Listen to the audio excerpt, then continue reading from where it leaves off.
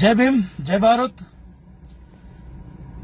गोधरा गामમાં જે ગૌરીબેન તુલસીભાઈ ગરવા નામની યુવતીની હત્યા કરી દેવામાં આવી એ સંદર્ભે આજે હું ઘણા બધા ખુલાસા કરવાનો છું। અમે કાલે ત્યાં કને ગયા, એમના પરિવારને મળ્યા। એમના પરિવાર દ્વારા પર્ટિક્યુલર કોઈ એક સમાજ પાસે નહીં પણ દરેક સમાજ, દરેક જાતિ અને દરેક ધર્મના લોકો પાસે અપેક્ષા છે કે એમની દીકરીને ન્યાય મળે। એમની દીકરીને ન્યાય કેવી રીતે મળે ખબર છે? એમનું કહેવું એવું છે, એમના ભાઈઓનું, પિતા તો એમના છે નહીં, એમના ભાઈ, એમના કાકા, એમના પરિવારવાળાનું કહેવું એવું છે કે આવનારા દિવસોમાં કચ્છમાં ક્યારેય પણ, કચ્છમાં નહીં, કચ્છ છોડો આખા દેશમાં ક્યારેય પણ આવા બનાવ ન બને એવો ધાક બેસાડો તો મારી બહેનને, મારી દીકરીને ન્યાય મળશે। અમે પોલીસ સ્ટેશન ગયા, પીઆઈ શ્રીને મળ્યા, પછી હોસ્પિટલ ગયા, ત્યારે અમને ઘણા બધા ચોંકાવનારા ખુલાસા મળ્યા। કેવું છે કે ભાઈએ દવા પીધી, એ ખૂનીએ દવા પી લીધી, 7 વાગે સવારના એને દવા પીધી, બાઇકથી એ ભાઈ હોસ્પિટલ પહોંચી ગયો અને 4 વાગે 4:15 હોસ્પિટલમાં એને એડમિટ કરવામાં આવ્યું। 24 કલાક સુધી, એટલે કે કાલે સાંજના 5 વાગ્યા સુધી માંડવી સરકારી હોસ્પિટલના ડોક્ટરો એને સાચવીને બેઠા હતા। જો ગંભીર બનાવ હોય, દવા પી લીધી હોય અને વધારે ઇન્જરીઝ હોય તો એમને જીકે જનરલ હોસ્પિટલમાં રેફર કરી દેવું જોઈએ, પણ રેફર કરવાની જગ્યાએ 24 કલાક ત્યાં કને એ છોકરાને રાખી બેઠા હતા। એ કાતિલને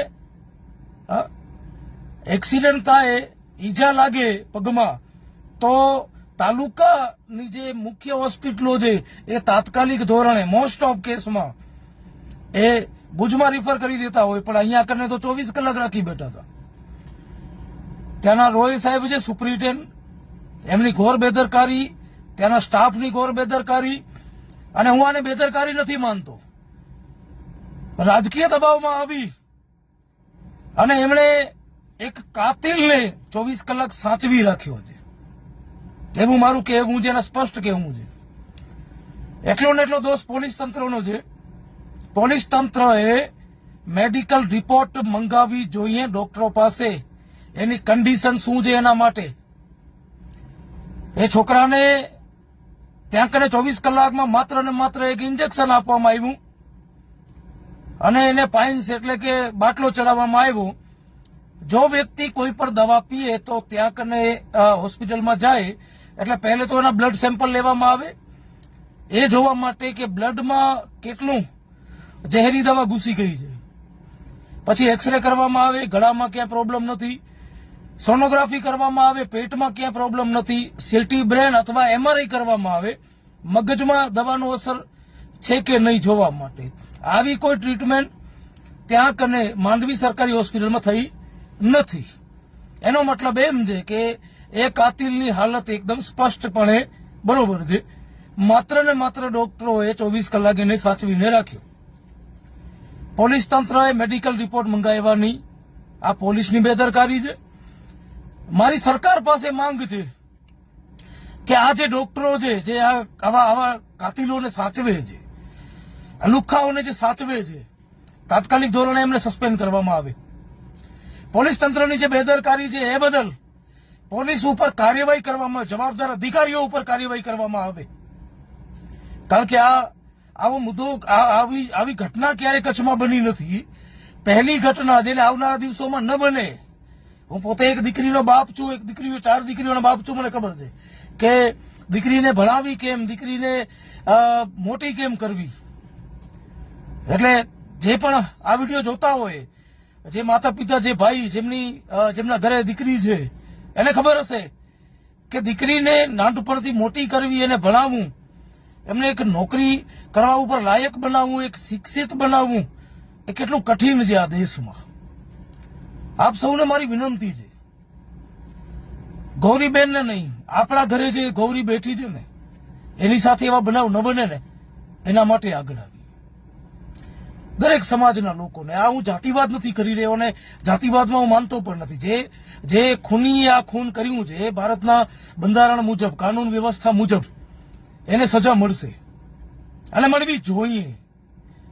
બરોબર છે. દિલ્હીમાં એક દીકરી સાથે બનાવ બને, આખા દેશમાં પડઘા પડે. બંગાળમાં એક દીકરી સાથે બનાવ બને, એક બહેન સાથે, અને એના પડઘા કચ્છમાં પડે.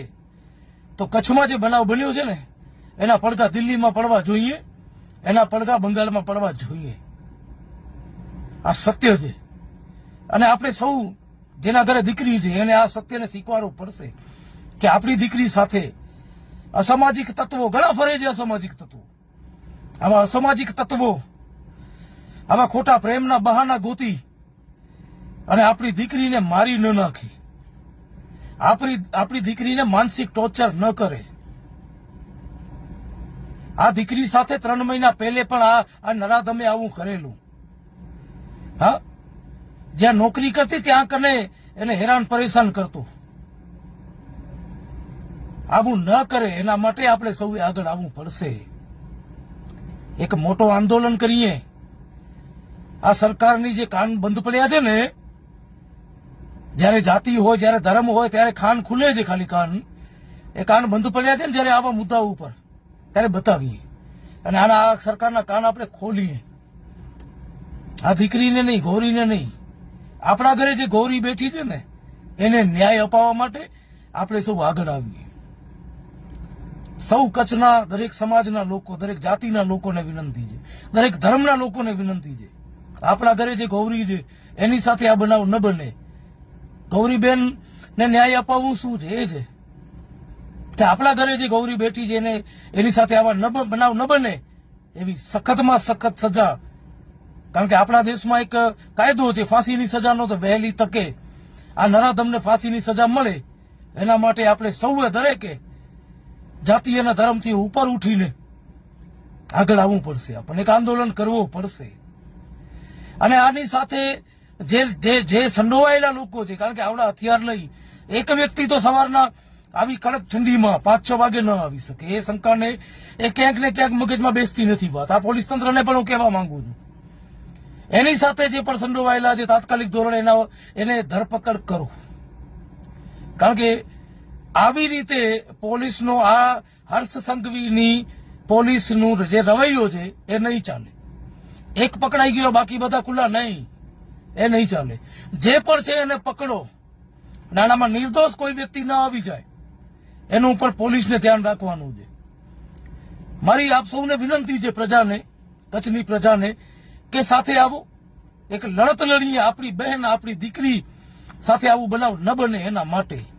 આજ ગોધરાની ગૌરી તુલસી ગરવા જે દીકરીની હત્યા થઈ, ખરેખર એને આપણે ન્યાય અપાવવું હશે તો આ સાચું ન્યાય છે. માટે આગળ આવો, આપ સૌને વિનંતી છે. આ વિડીયોને વધારેમાં વધારે લોકો સુધી શેર કરો, જે થકી આવા બનાવો ન બને, લોકો જાગૃત થાય અને એક દીકરીનું જે બનાવ બન્યું છે એનાથી લાખો દીકરીઓનું જીવ બચે, સેફ થઈ જાય, એના માટે આપણે પ્રયત્ન કરીએ. ધન્યવાદ આપ સૌનો.